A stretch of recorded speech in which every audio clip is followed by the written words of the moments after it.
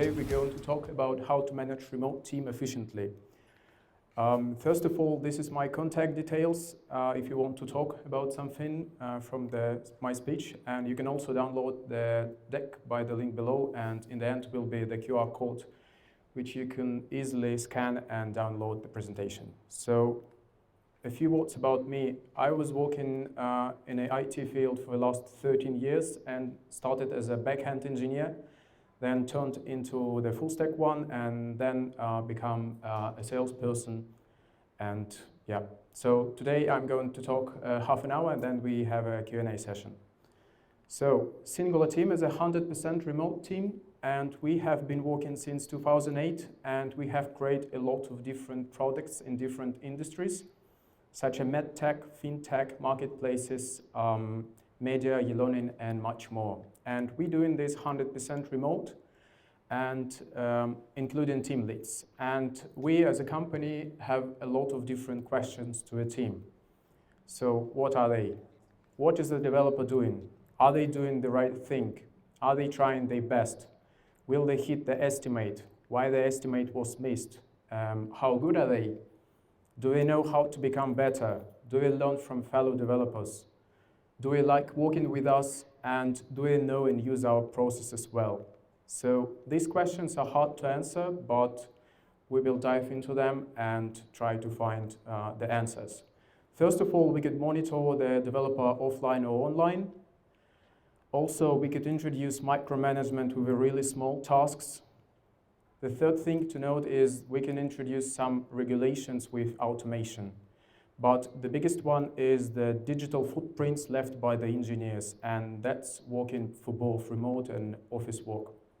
So let's try to answer what are the digital footprints. A quick example, if you don't know the term, the digital footprints, that's everything you do in the internet, like the browsing history, the Google Maps history, or the photos you liked in the Instagram or Facebook. That's all the footprints you left in the internet, and that's all recorded and used for different purposes.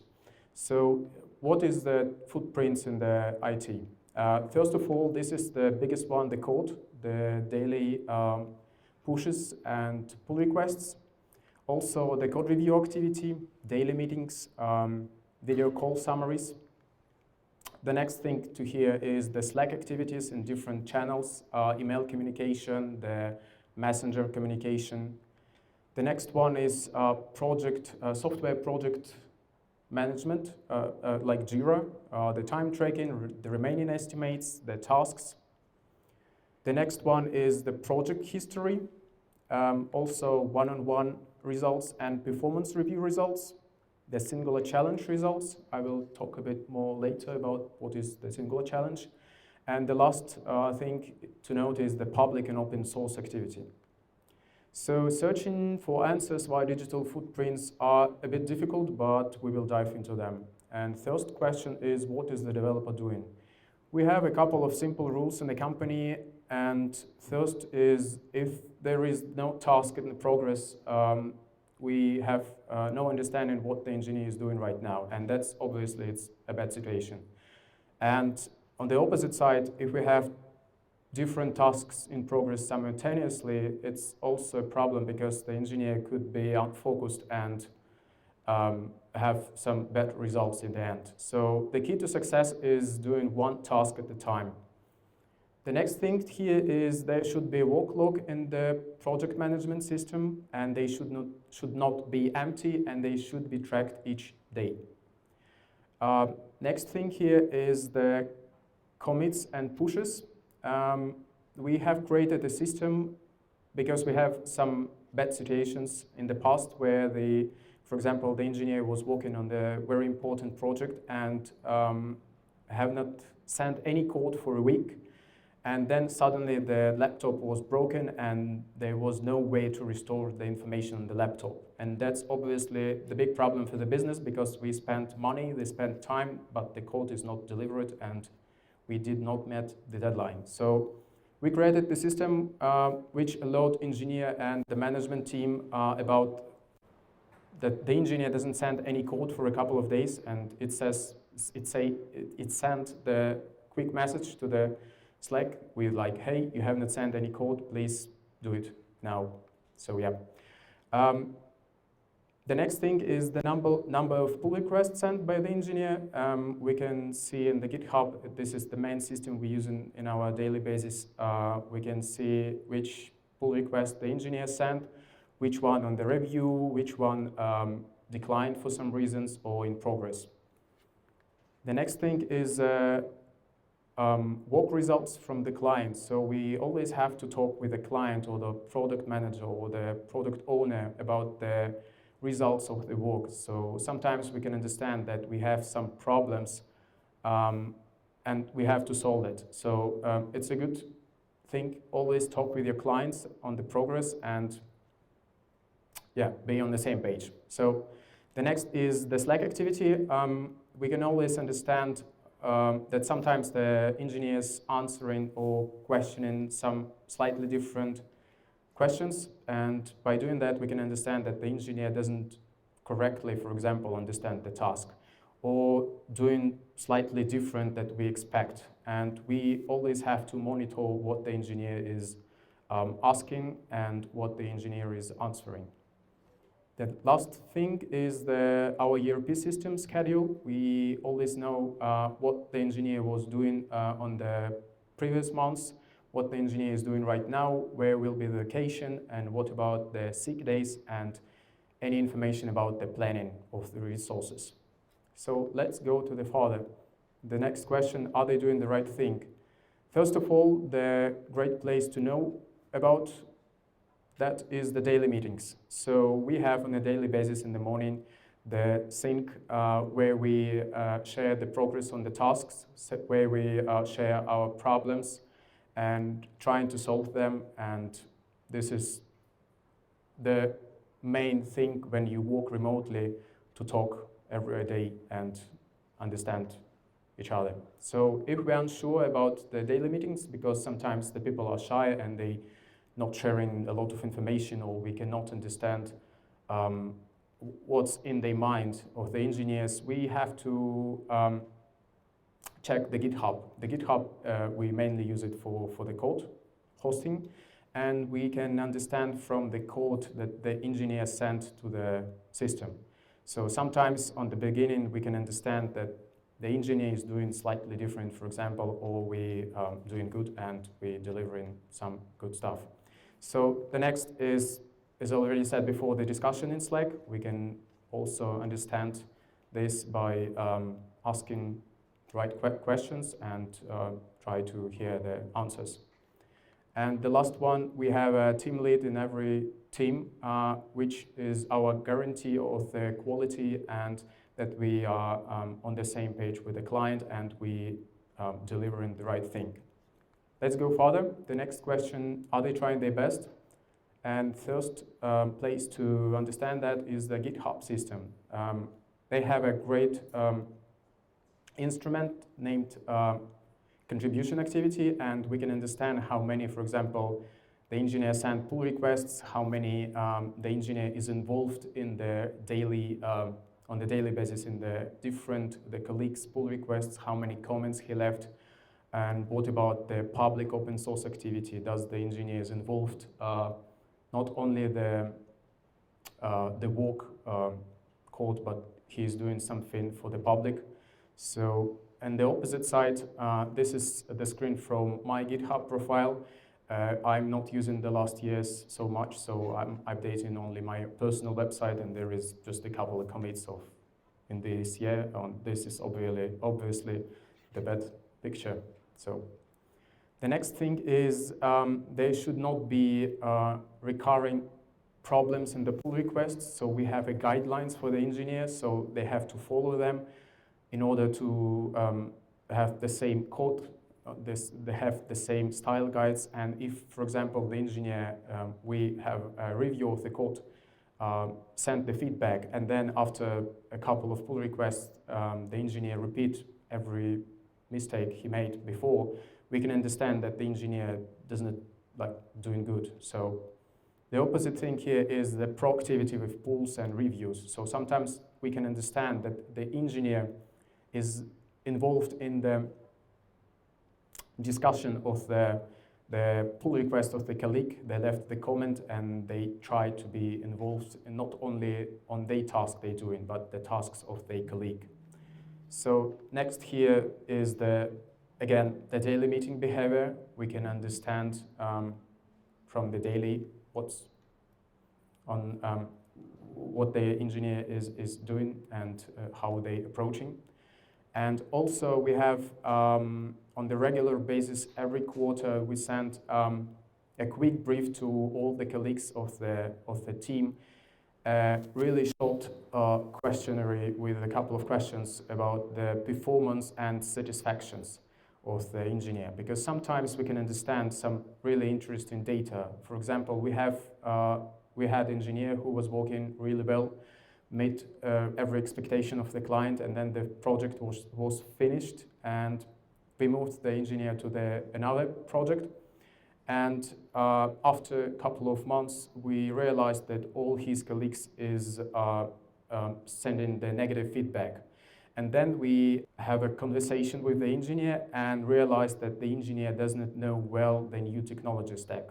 So there was some changes, but they was so huge that the engineer was spending a lot of time to get to know the new tech stack, and because of that, he doesn't meet the expectation of the client. So we always speak with them, and that's a good way to know. The next question is, will they hit the estimate? So we, as a company who create beautiful websites and mobile applications for our clients, and we doing this on the time and material basis. And of course, we charging the clients on the hourly basis, and we always do the estimation for our tasks. So, but the most interesting question here is, why was the estimate missed? So we're not living in the ideal world, and probably sometimes it will happen. And in order to avoid these problems, we have to decompose every project on the small tasks. And if, for example, the task have the estimation more than 16 hours, we trying to split it into the small chunks of the tasks and estimate it again. With all reports, we can understand that something went wrong on the daily meetings, because sometimes we can understand that, for example, there was a problem with updating the libraries, or the engineer is sick, or some different problems that could occur, and we can understand on the meetings before the deadline that something is wrong and we have to react on that. Of course, we're trying to, as we push in the code every day, we can understand from the code review about how many comments left. Sometimes the engineer left a couple of comments, and we can understand that we can easily fix them and send and merge the request. And sometimes we see that there were a lot of feedback coming from the team, and we have to spend much more time to fix that. And this is a sign that the estimation could be missed, and we have to react on that. The great thing here is the remaining estimate, the tool from Jira, software management. And this is a typical illustration of the estimation. So there is a simple rule that the remaining time should not be decreased. So we see here the original estimation 4 hours, the time tracked 2 hours, and the remaining is still 4 hours. That's a bad situation. So the remaining should always decreasing. And if we realize that something potentially could go wrong and we cannot meet the deadlines, we have to go and talk with the client. And sometimes we can move out some tasks that are not related to the issue, for example, and in order to deliver the critical stuff, we have a conversation and try to be on time. So let's go to the next question. How good are they? We are doing an initial interview. So then the engineer joined the Singula team. We conduct the initial interview, and we try to put as many information we have to the system to understand where is the for example, the best part of the engineer. Does he know well the databases or software architecture? Or the engineer know well about the framework? So we put all information in the system, and by doing this, we can realize and score what is the level of the engineer. Does he is a middle engineer, or maybe we have a senior engineer, or he is an architecture. In order to score it, we put every information in the system and have some grades to understand them. And of course, then the engineer is joining the Singula team. He become better with every month. And in order to understand that the engineer is already the senior one, so he have a growth, we have a Singula challenge in the company. This is a multi-hour assessment thing where we can understand some information about the engineer, for example, how well he know about the software design, or what about the databases, or maybe the engineer is a great front-end architect. We put all the information inside, and we have a score system where we can understand, does the engineer pass the senior grade or the architecture grade. So we also have one-on-one meetings, and this is a great way to understand about the potential of the engineer. For example, about what they think about the project, what about the satisfaction, what about the growth plan, what they want to know in the future, and where they want to go. And also we have in the company the conference attendance. Every year we have one time for free for the engineer, and we can understand that the engineer, for example, a backhand engineer, is going to the team lead conf. We can understand from this move that the engineer wants to become a team lead. So he is right now just the engineer, and he wants to become the team lead, and by this science we can understand and help to the engineer.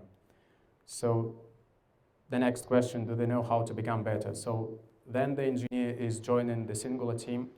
We have creating the growth plan based on the initial interview, where the engineer have more knowledge, or where he have spaces. So we have individual coaching for every member of the team, and we have a mentor who is always ready to answer the questions, who is always ready to help. And the next here is the Singula challenge results, so as I already talked before. The next is, do we learn from fellow developers? First of all, we encourage every member of the team to do the code review for the rest of the team. So it doesn't matter, does the engineer is a junior or does the engineer is senior, we can share the thoughts about the code for everybody. And by doing this, we share a lot of knowledge between each other. Also, we have a lot of different Slack technical chats in the system, where we can, for example, we are the backend engineer and we want to get some information, for example, how to do correctly some DevOps things. And we always can go to the chat where our DevOps, and we can always ask the question and get the help. So also we have in a company on the monthly basis the internal meetups. So every month we share the knowledge between the teams about some problems we solved on the project, for example, or we tried a new technology and what we think about it. So does it went well, or you should avoid the new technology. So we sharing the knowledge on the meetups inside. The next question here is, do they like working with us? And first here, and the most important one, is we conduct the one-on-one results every 3 months, and we're doing this by trained account managers. And we try to gather information starting with a simple question, how is it going? And we try to understand what is the motivation status of the engineer. For example, sometimes the engineer is happy and he enjoy the team, enjoy the task and doing good, but sometimes we can understand, for example, that the engineer have a risk of burnout. And we try to avoid the problems before they occur by just talking with the engineers and trying to understand what's going on the daily basis. So also we have anonymous feedback form where can every member of the team leave the feedback. Just leave the feedback in case they want to stay anonymous. But for the last 4 years we have not gathered any comments there. Probably the form is not working, but I tried yesterday, so it's working. We have no comments there. So the next question and the last one, do they know and use our processes well? First of all, we have onboarding in the system where on the Thursday our HR manager is welcoming the new member of the team and shares some useful information to be able to feel more confident at the start. And in order to do this efficiently, we have created a welcome book. So every member of the team can get information about, for example, how to go to vacation or how to go to the Singula challenge or any other questions they have. We also have some private list in the wiki where we can share, for example, information between account managers about their failures on the projects, for example, or how to avoid some problems, or what's the best way to proceed in some situations, and also the certification there, the information about that. So in order to share it efficiently, so we created a welcome book. And also we have ERP system, and when we sometimes unsure about the engineer, for example, so he passed the interview, he joined the Singula team, but for some reasons we're not sure about him, about probably some engineering thing or the soft skills. So we are inviting them to participate in development our internal system. There they could get some information about our guidelines, how we, for example, do the full code review, what is the processes inside, how to do the daily meetings and everything around the process. And if we understand that the engineer is doing good, we inviting him to the commercial project, and sometimes, very rarely, we have to say goodbye to this engineer because he does not met our expectations and we're not ready to proceed with him and get him a client project. And the last one is one-on-one meeting. It's also a great place where we can ask questions and have answers. So let's wrap it all. First of all, the engineer left a lot of digital footprints, and as we can understand, they could be outside of the code. It's like one-on-one results, performance review results, challenge results, anything else. And the ERP system is required to collect, analyze, and act on the data efficiently. And we believe that there is no way to scale the company without ERP system with more 50 people. So let's discuss how you look over your people, and I'm ready to ask your questions.